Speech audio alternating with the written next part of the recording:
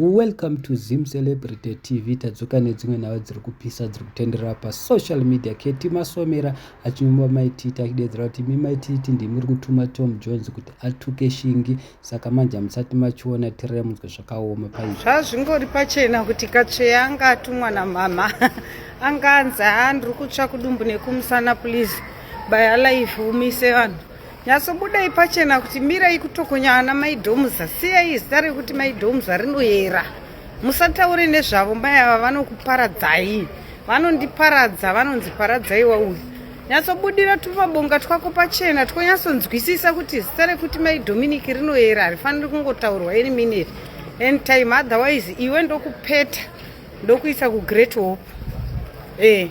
Unoziva ndakakupeta kahobho paHeathrow ndakakupeta, paChikurubi ndakakupeta, paairport uchibva kuNigeria ndakakupeta futi.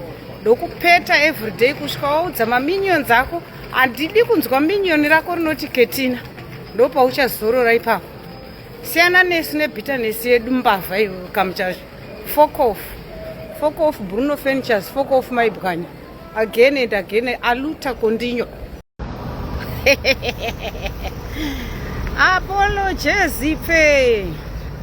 Apology Jezife.